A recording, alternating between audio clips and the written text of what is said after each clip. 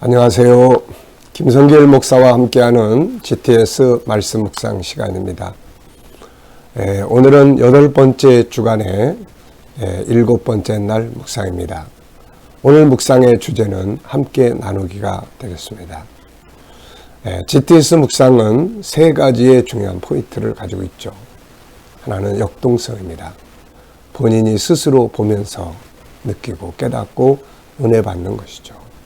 두 번째는 본문 암송입니다. 같은 본문을 한 주간 동안 계속 묵상하기 때문에 말씀 암송하는데 아주 좋습니다. 세 번째는 생활의 변화와 발전을 만드는 것이죠. 그것을 위해서 7가지 주제를 사용합니다. 첫째 날은 전체 기억하기, 둘째 날은 중요한 것 찾기, 셋째 날은 숨겨진 비밀 찾기, 넷째 날은 하나님의 관점으로 세상 보기, 다섯째 날은 관계 성공하기, 나, 너, 환경, 업무, 공부 등이죠. 여섯째 날은 배우고 응용하기, 일곱째 날은 함께 나누기입니다. 이 주제들을 기억하시고 잘 사용하시면 삶의 변화를 만들어낼 수 있습니다. GTS 묵상을 만들게 된 동기가 어떻게 하면 신앙이 신앙으로 그치지 않고 다니엘처럼 삶의 변화와 발전을 만들어낼 수 있을까를 고민하면서 만들어진 프로그램입니다. 한 주간도 묵상 함께 동참해 주셔서 모든 분들 감사드립니다. 자, 그럼 오늘 이제 마지막 7번째 날 묵상 함께 나누기 보시죠. 먼저 그림입니다. 아마 이 그림 더러 보신 분들 계실 거예요. 예수님이 재림하실 때 추수하시는 장면입니다. 오른손에 낫을 들고 계시죠. 네, 그래서 계시록 14장의 장면을 그린 그림인 것 같아요. 그래서 제목은 추수하러 오시는 예수님. 의미는 몇 가지 적어봤습니다. 하나, 첫째는 이날 부끄러움 없이 써야 된다. 이날 예수님이 거두는 사람들은 다 알고 창고에 들어가요. 천국에. 근데 그 다음에 천사들을 보내서 또 추수해요. 이건 다 진노의 틀에 들어갑니다.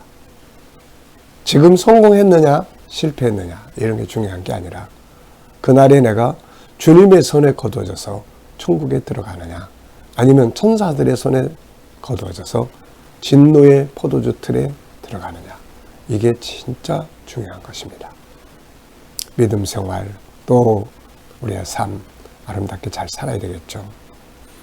영광의 날, 성도들에게는 영광의 날, 잘 믿고 준비한 사람들에게는 영광의 날, 그런데 준비하지 아니한 자들에게는 두려움의 날, 세상 사람들에게는 멸망의 날이 되는 거죠. 지혜로운 사람은 앞으로 미래를 내다보면서 준비하고 사는 것입니다. 자, 분석입니다. 보이는 것과 보이지 않는 것 찾기예요. 자, 우선 눈에 보이는 것은 예수님, 손에 들고 있는 낫, 그리고 무지개 빛, 그리고 수많은 천사들, 그리고 구름들이 있습니다. 자, 보이지 않는 것에는 이 날이 심판과 구원의 날, 성도의 영광, 마귀의 멸망, 그리고 새하늘과 새 땅의 임함, 이런 것들이 쫙 같이 펼쳐지는 내용들이에요. 세 번째입니다. 그림에서 가장 중요한 것은 무엇인가요? 주님의 강림하심입니다. 성경 66권이 예언하고 있는 날이죠. 이 날이 우리들에게는 정말 성공의 날, 승리의 날, 축복의 완성의 날입니다. 연상법 훈련하기입니다. 이 그림 보시면서 무엇이 떠오르는지, 떠오르는 성경이나 장소, 사람, 사건, 이렇게 한번 기억해 보시기 바랍니다. 저는 계시록 14장 14절로 16절, 바로 이 본문의 그림의 배경이에요. 앞서 말씀드린 것처럼 계시록 14장에 추수하는 날, 알곡은 주님이 거두시고 포도주 틀에 진노에 들어갈 자들은 천사들이 거두게 돼요. 또 마태복음 13장 36절로 43절, 여기도 역시 예수님께서 세상 끝날 추수날에 천사들을 보내서 추수하게 해서 의인은 알곡은 천국 창고에, 또 쭉정이는 멸망에 타는 불붙는 곳에 던진다. 풀무불 속에서 이를 갈며 슬피 울미 있으리라, 이런 말씀이죠. 자, 그 다음에 또 요한계시록 19장입니다. 바로 여기서 예수님 재림하시는 장면이죠. 자, 상상력 키우기입니다. 그림을 가운데 두시고 앞에는 어떤 그림을 그리면 좋을까요? 뒤에는 또 어떤 그림을 그리면 좋을 것 같습니까? 저는 이 앞에는 하나님이 우리에게 주신 시간의 날들, 그 시간의 날들을 살아가는 나의 모습을 그릴 것 같아요. 어떤 사람은 복음을 위해 살아가고 어떤 사람은 세월을 낭비하고, 그런 시간들이 많이 주어져 있잖아요. 근데 다 보내고 어느 날 이 날이 다 오는 거죠.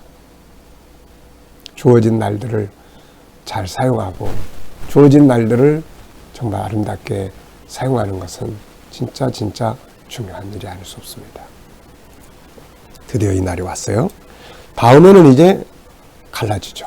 영광으로 들어가는 사람들, 멸망으로 들어가는 사람들, 이때에 후회하고 후회하는 사람들, 이때에 정말 감격에 있는 성도들, 이렇게 나눠지게 되죠. 자, 미래를 어떻게 살고 싶은가요? 그렇다면 지금 무엇을 해야 할까요? 한 번쯤 생각해 보시고 정리를 또 해보십시오. 우리의 인생은 오늘에만 머물러 있지 않고 자꾸 미래를 향해서 가고 있는 거죠. 자, 에베소 3장 8절로 13절 읽어보겠습니다. 모든 성도 중에 지극히 작은 자보다 더 작은 나에게 이 은혜를 주신 것은 측량할 수 없는 그리스도의 풍성함을 이방인에게 전하게 하시고 영원부터 만물을 창조하신 하나님 속에 감추어졌던 비밀의 경륜이 어떠한 것을 드러내게 하려 하심이라. 이는 이제 교회로 말미암아 하늘에 있는 통치자들과 권세들에게 하나님의 각종 지혜를 알게 하려 하심이니 곧 영원부터 우리 주 그리스도 예수 안에서 예정하신 뜻대로 하신 것이라. 우리가 그 안에서 그를 믿음으로 말미암아 담대함과 확신을 가지고 하나님께 나아감을 얻느니라. 그러므로 너희에게 구하노니 너희를 위한 나의 여러 환난에 대하여 낙심하지 말라. 이는 너희의 영광이니라. 아멘. 자, 어제와 오늘 감사한 일들 또 쭉 적어 보십시오. 어제 감사했던 것들, 오늘 하루를 또 시작하면서 감사한 일들 쭉 적어 보시기 바랍니다. 자, 1번 본문 전체에서 긍정의 요소나 단어 찾아서 나누기입니다. 네, 이 부분을 우리가 계속 훈련하는 이유가 무엇인지 말씀드렸죠. 세상은 항상 부정과 긍정, 어두움과 밝음이 같이 있습니다. 사람에게도 단점과 장점이 같이 있습니다. 그래서 단점만 보느냐 또 장점을 보느냐에 따라서 인간관계가 달라지게 됩니다. 또 모든 환경도 어두움 쪽을 보느냐 밝은 쪽을 보느냐에 따라서 삶의 결과들이 다 달라지게 되는 거죠. 그래서 우리는 항상 빛 대신 하나님, 빛 대신 예수님, 빛 대신 성령님, 우리는 그 아래에 있습니다.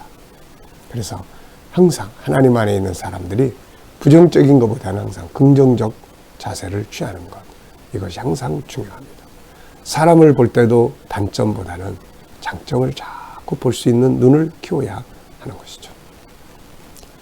자, 본문에서 긍정적 단어들, 성도, 은혜, 측량할 수 없는 그리스도의 풍성함, 창조, 하나님, 교회, 하늘, 하나님의 각종 지혜, 영원, 그리스도 예수, 담대함과 확신, 영광, 이렇게 되겠습니다.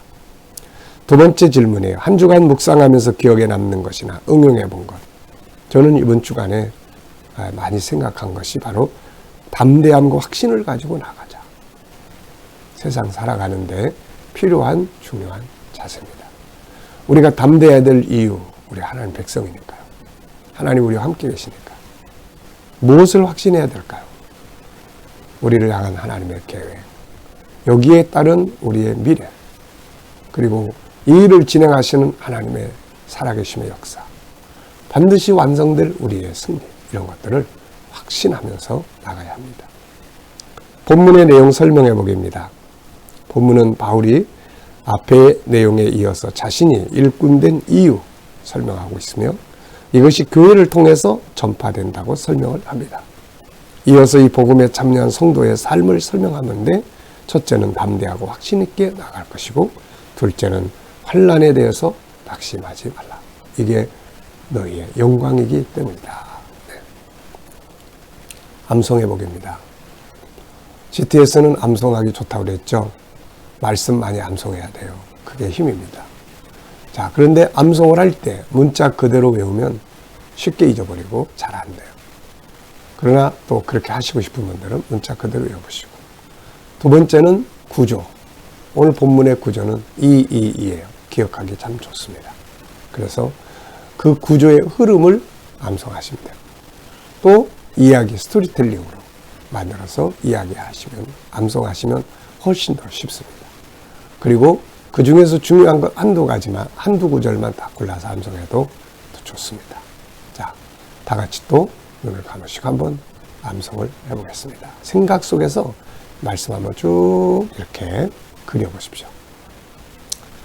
모든 성도 중에 지극히 작은 자보다 더 작은 나에게 이 은혜를 주신 것은 나로 그리스도의 측량할 수 없는 그리스도의 풍성함을 이방인에게 전하게 하시고 영원부터 만물을 창조하신 하나님 속에 감추어졌던 비밀의 경륜을 드러내려 하여 하십니다.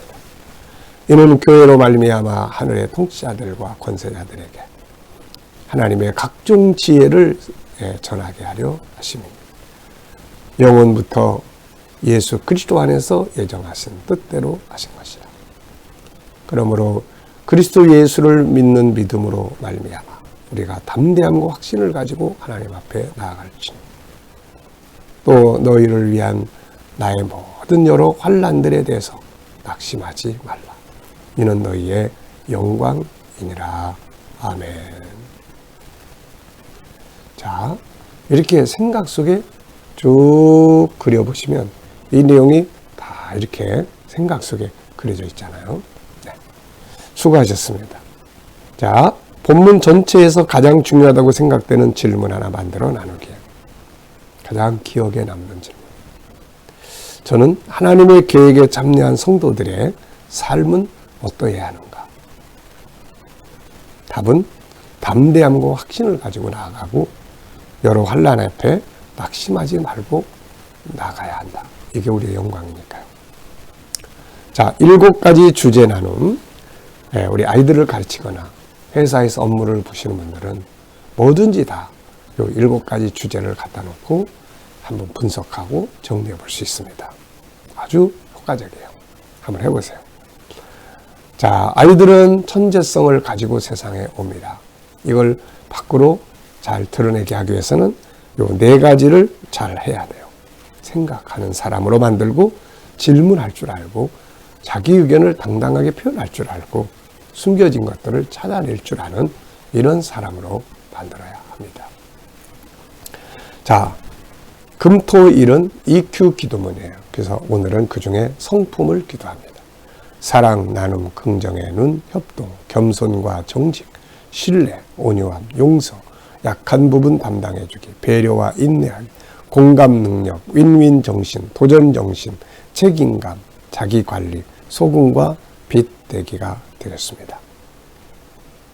자, 옆에 페이지 보시면은 오늘 본문을 설명을 하고 있어요. 먼저 배경 설명이에요. 에베소서는 어디를 보시든 간에 항상 핵심은 1장 3절 6절, 특히 4절로 6절입니다. 우리 인간의 존재의 배경과 존재하는 목적을 설명하고 있어요. 내용을 보면 우리는 창세전에 그리스도 안에서 하나님의 선택하심으로 세상에 왔고 거룩하고 흠이 없는 하나님의 아들들로 그분의 보좌 앞에 서서 예비하신 영원한 기업을 누리면서 찬송하게 된다는 말씀이다. 우리는 모두가 그분 앞에 모이기 위해 살아가고 있다. 이것이 이루어진 것이 계시록 7장 9절이다. 자, 이걸 이제 풀어서 설명을 하는 거죠. 자, 본문 설명입니다. 본문 말씀은 지난주의 말씀에 이어지는 내용으로서 바울 사도는 자신이 깨달은 하나님의 비밀이 뭔가를 설명했다. 이건 두 가지다. 첫째는 에베소 1장 3절 6절로서 모든 사람은 창세전에 하나님의 선택으로 세상에 오고 세상에 오는 목적은 예수 그리스도의 피로 거룩한 아들, 딸들이 되어 하나님의 보좌 앞에 서서 예비된 영광의 기업을 얻게 하시는 것이다. 이것이 완성된 것이 계시록 7장 9절로 17절입니다.